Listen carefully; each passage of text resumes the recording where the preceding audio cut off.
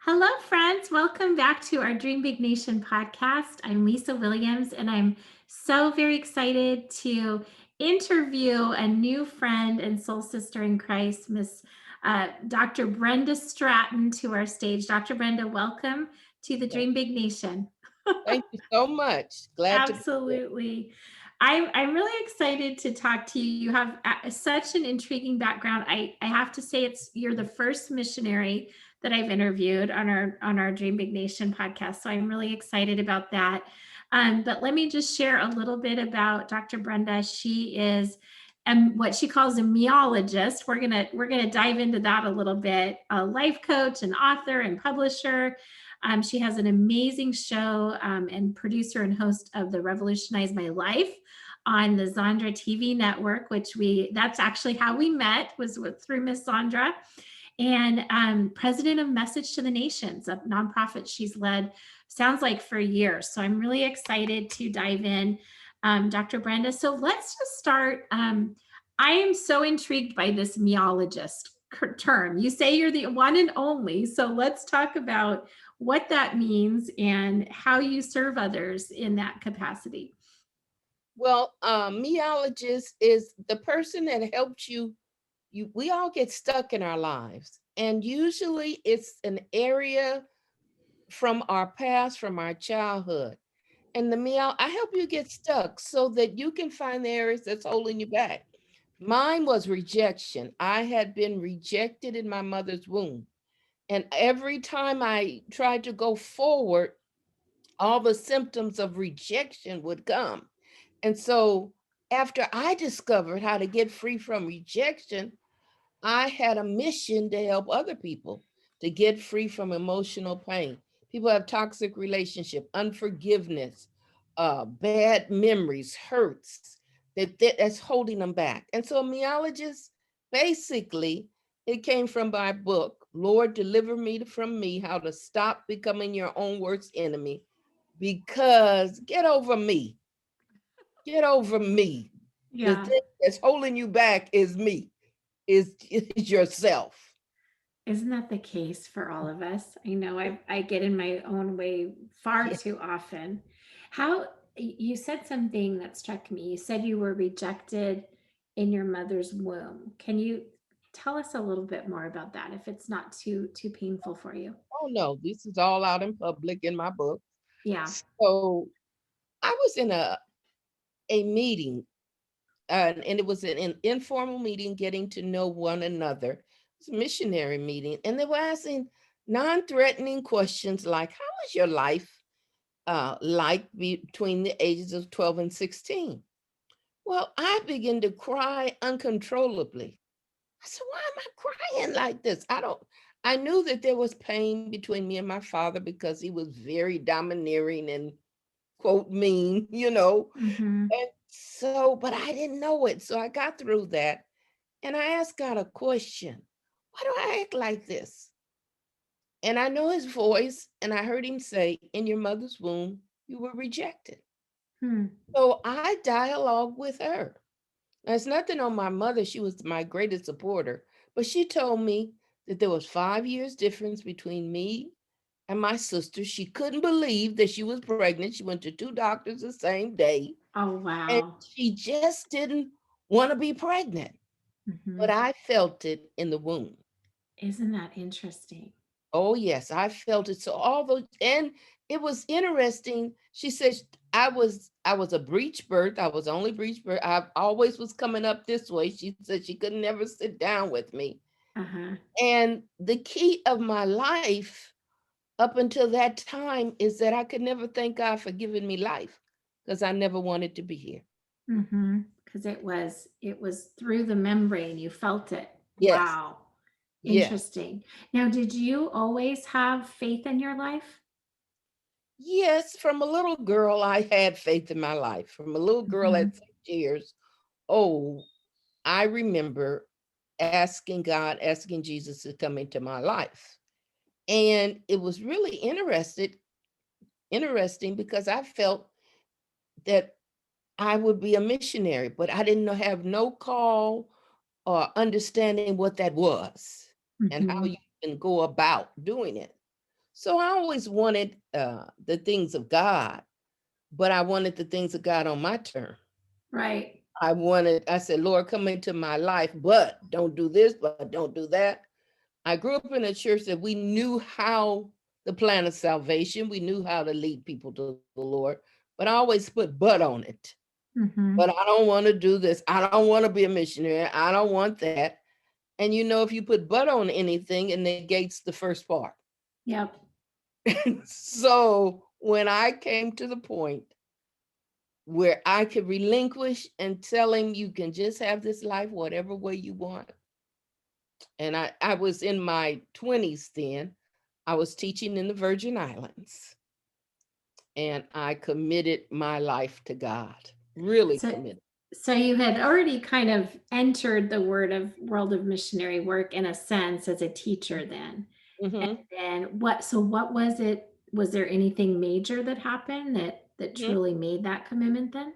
Yes. I went on and came back to Los Angeles and taught in public schools and got involved in all kind of help and mission work, went with a group that we went and did mission work. But I was feeling overwhelmed because I felt like I couldn't do mission work and I couldn't teach school. Everything was suffering. So I thought that I said, okay, God, I have to give up one. And I thought he was going to give up that mission work and go on and work and do your job. And he didn't. He asked me to give my job up. Hmm. Now, that was a real big deal in the Black community.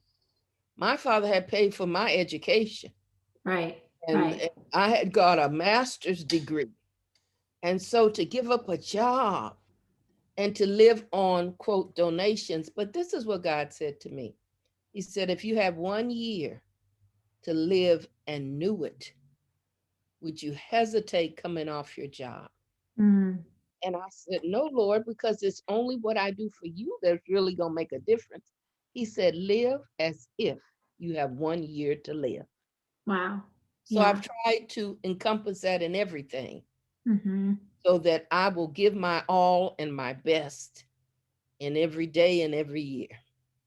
Well, you said something there. I think this, for those listening at a later time, we're in the midst of the COVID crisis and I mean, how many months into it?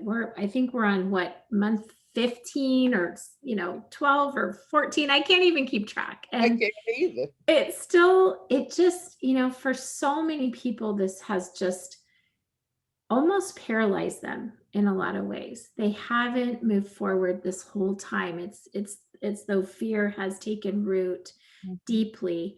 And now you have the ability and honor to travel in countries where there's so much lack. Mhm. And how would you communicate to those that are here in this glorious country?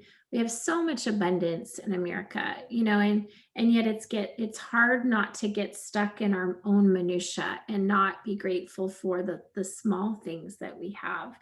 What would you say to those people that, when you think about comparing them to places you've visited, and how to really maybe take ownership and embrace what we do have so that we can overcome? One of the greatest ways to overcome is to give. Mm-hmm. Now you can Givers gain, right? yes, you can give Yeah. your time, your abilities, your insight. And I'm not talking about that you have to have big things to give, but to give. If you are sad or depressed, call up somebody else. I always tell people, I say, this COVID has caused us to grow inward. We Yeah. don't call up people. We may text a person. We don't touch people. I had my first hug maybe 3 weeks ago, a hug from a person. We need hugs. We do. Women need so many touches per day, and we're not getting it. So Mm-hmm. give, go out of your way to give. I'm telling you that in America, we're truly blessed. We are When so blessed. I put electricity, I told you, in a rural village. They had electricity on the highway, but I brought it to a school because most schools in Africa do not have electricity, even the ones in the city, a lot of them. And so because I was bringing computers, they needed to be cool. And so I had and have fans and things.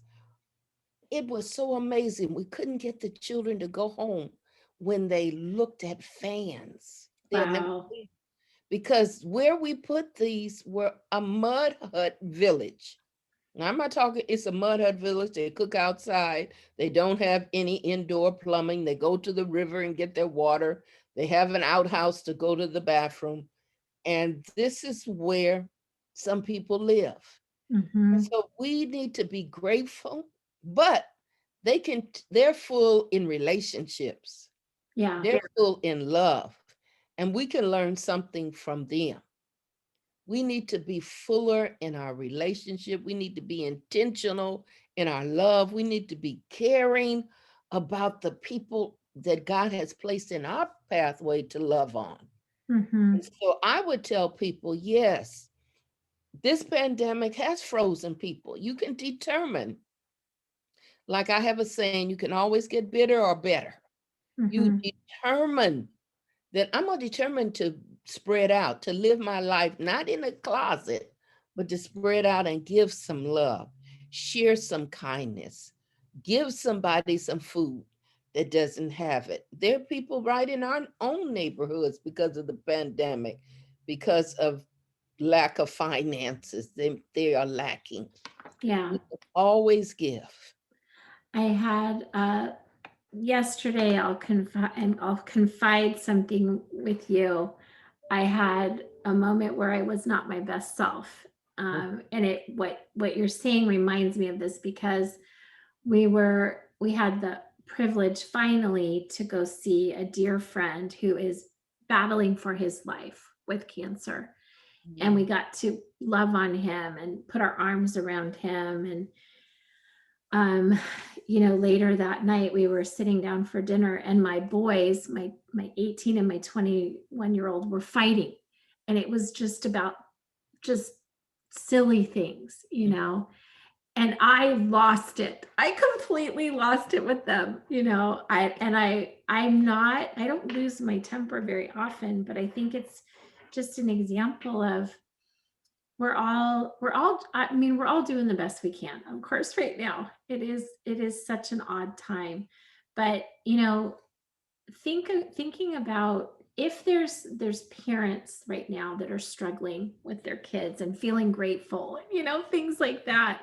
I mean, what tools could you help us with, Dr. Brenda, that would help us not lose it, but also give something to our kids and give them grace, but also help them appreciate, what we have. I think I was a special ed teacher, and so my Hmm. children were all disabled. So that caused them to, people give to them, during the time, because they had cerebral palsy, they had different things, some mental. And so one time I said, we're going to adopt a rest home. We're going to make things for them. So we made toys or little animal. We made, this was back in the day where those octopuses were out and you made Yeah. those things.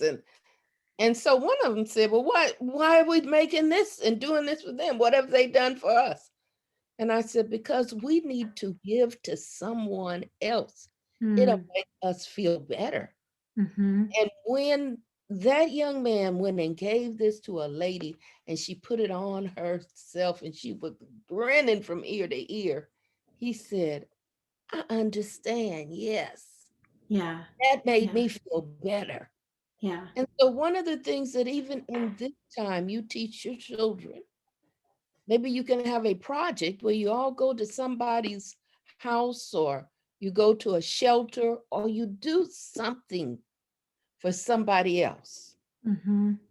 I believe that will help people get the right perspective. Maybe tell them to write notes to the neighborhood and to the people, just say, I love you. I care for you. Yeah. There's so many people right now. Just take a break. They're like this, and a part of your school time, we're gonna write notes. we're gonna Right. help, this is still school. We're gonna send them out. We're gonna do this, we're gonna make care packages. something to teach. I think if we don't teach that to children, they won't gain that, and they won't Mhm. become the individual they need to become. The art of writing has kind of been lost, hasn't it, in our Yeah, society right now? Yeah. It's definitely, I that thank you takes for that because I love that idea. And I think um, you're right that human connection human connection. has really suffered during this crisis more than anything. You know, you have a lot of ways that you serve your community in so many ways. The missionary work, the fundraising, the authorship. You're a world-renowned speaker. You know, tell us about like your recent book. You had a book come out not too long ago. What are you excited about that, and what message are you hoping to give the world with that? Well, that book came about, revolutionized my life. And so, along with that book, I made a whole tribe. I'm a revolutionizer, and I help you get out of the holes that life has thrown you in. I love Because it. life has thrown us some holes. We Mm-hmm. didn't see certain things coming. In 2019, I lost almost half of my income, or more than half of my income. So when 2020 came, I was already prepared. What happened in 2019 that happened? Missionary, one of my major supporters, no more supported.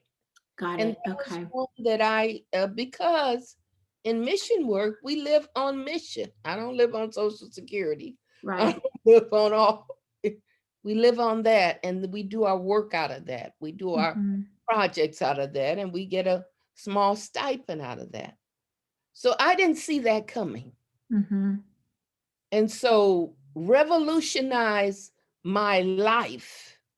I knew that I had to write this book. That was my top coaching position that people can, be in my programs. But I wrote this book. And out of this book, then when I wrote it, I wrote 6 chapters that have now become my 6 TV shows. I love it. Yes. I We're wrote, gonna talk about that too. Yeah. yes, these shows have become come, and I wrote the book, and I went uh, m- a little deep in them. And now I do the tribe so I can go even deeper where people can come, we can dialogue, we can have group coaching, we can go further into changing our lives. Remember, I talked about the pain. Mm-hmm. A lot of times what has happened during this COVID, God has exposed some pain that we didn't know was there, Right.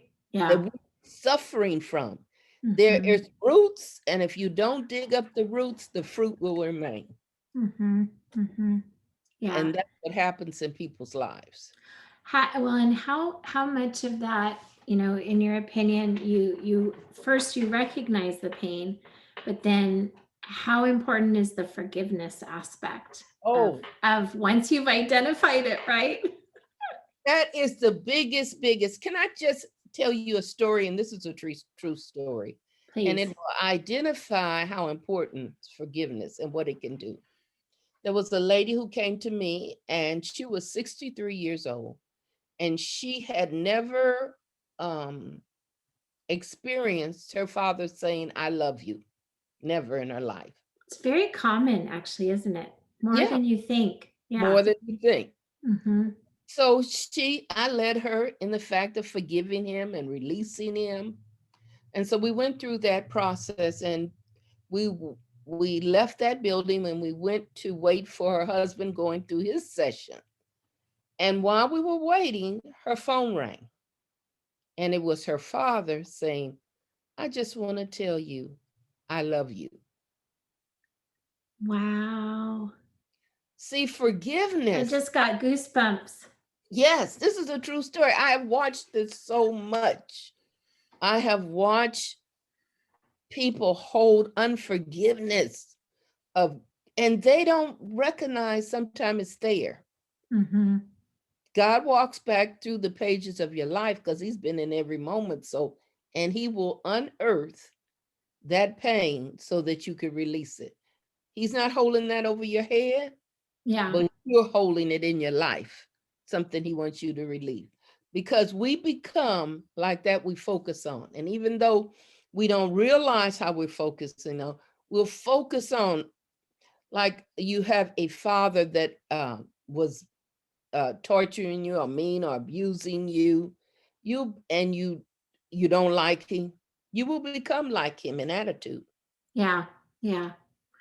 I have a story of forgiveness that I share with my community around my ex-husband, and having a relationship with a good friend that they ultimately got married. And what's crazy is I feel like a lot of forgiveness often it is a choice, but in my case I feel like it was literally just a blessing from God, because Mhm. I was blessed with forgiveness, and for both of them and for myself. And Mhm. as a result of it, we have this crazy blended family that we just, we do holidays and vacations and different things. But aren't there also levels of forgiveness? Because Yeah, I feel like you can forgive, but then there's little things that perk up, and you're like, oh wow, maybe I didn't fully forgive.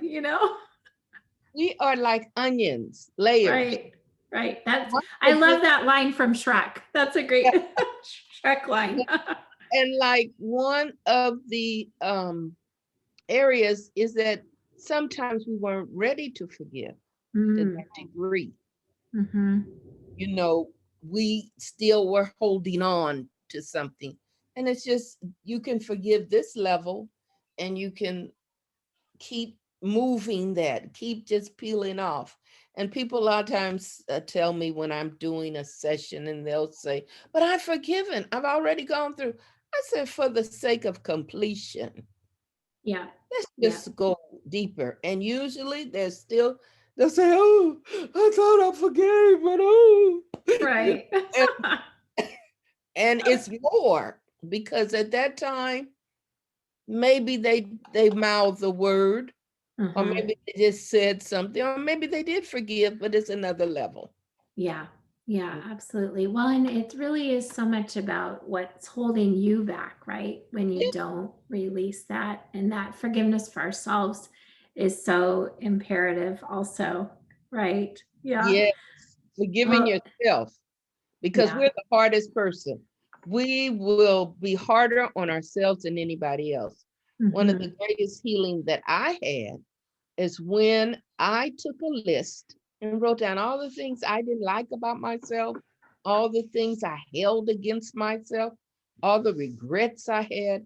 And I put a line through it. I said, God forgives me and I forgive myself. And I drew a line through it. And I said, we'll not bring this back up to myself unless God is bringing this up. And if he brings it up, it's to heal me of it. So I just took a line, took a Yeah. line, just took through it. And I gave myself permission to miss the mark, Hmm. which Hmm. is sin. I gave my permission not to sin, but I gave myself permission not to hold that over my head. Right. Right. Well, I mean, and we can have that conversation candidly as believers, because if we truly believe everything that we say, we are created in his image. And so by not honoring and loving every single part of us, it's really dishonoring our Heavenly Father, isn't it? That's right.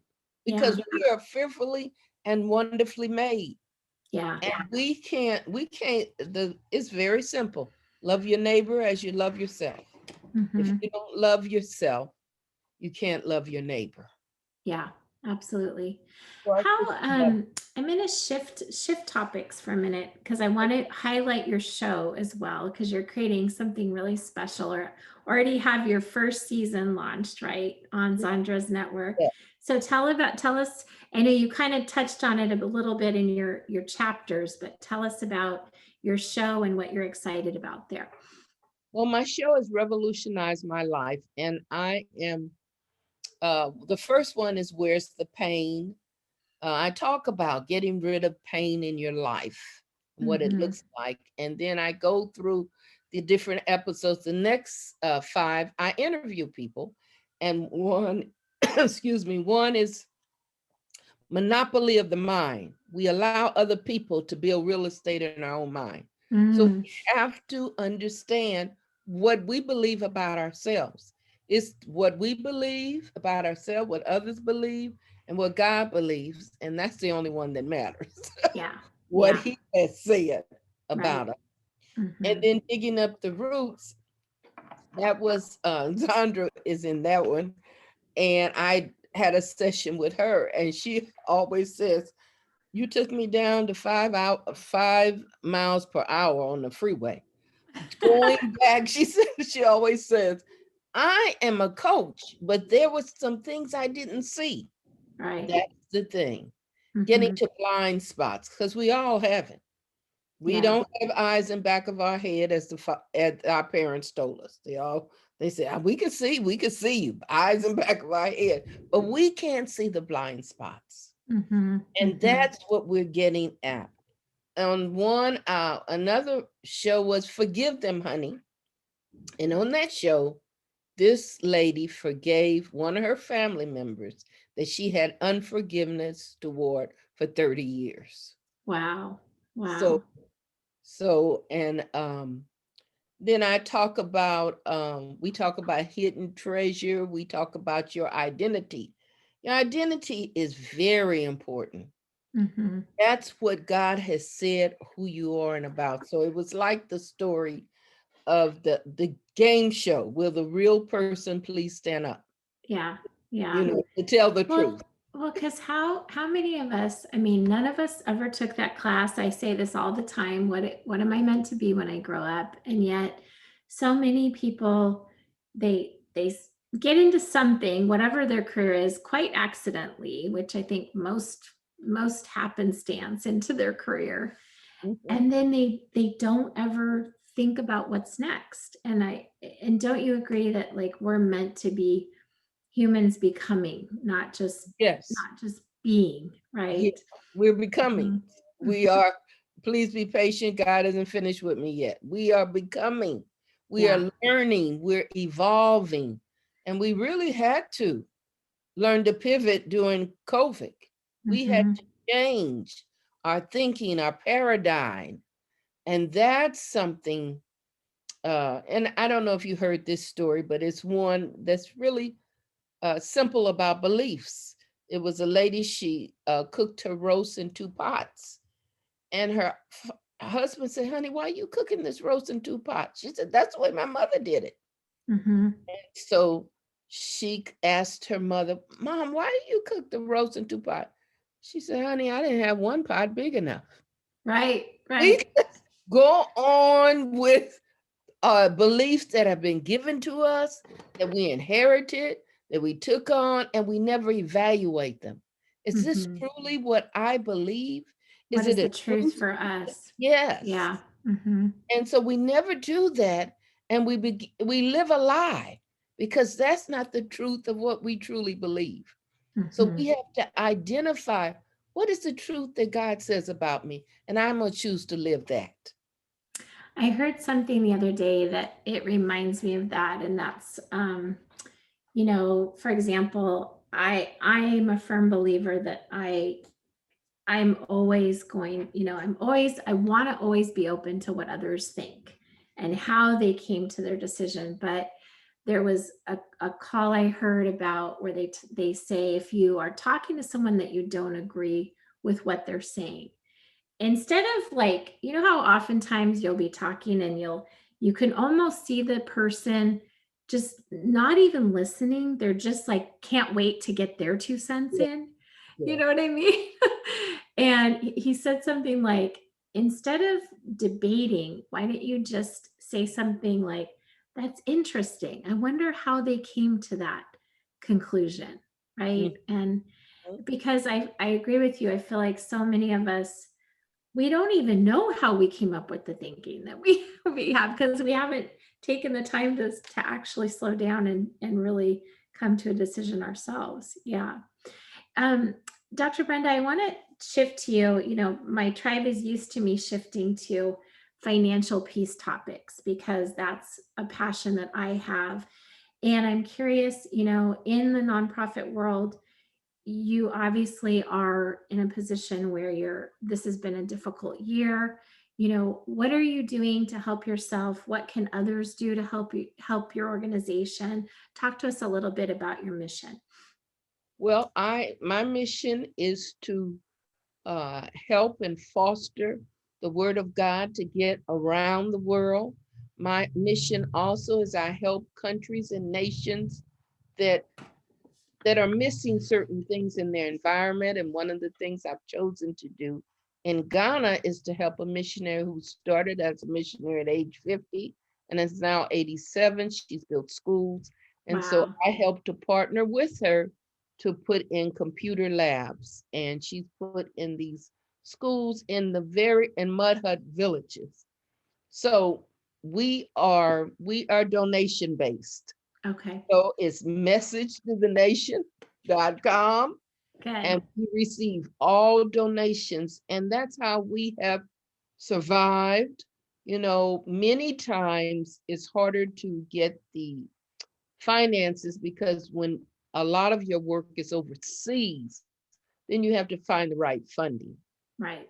I've helped in the States, but a lot of it is overseas. I went to India there. I put water filter in a orphanage there. So at different junctions, at different places that we go, we always do a project and we always leave something there. Okay, I love it. Yeah. Well, and I can't believe we're already out of time. You and I feel like we could talk for a long time, but tell us, you know, tell our tribe how to get in touch with you. I know you have some lovely, you know, ways that you serve your community and what would be the best way to do that.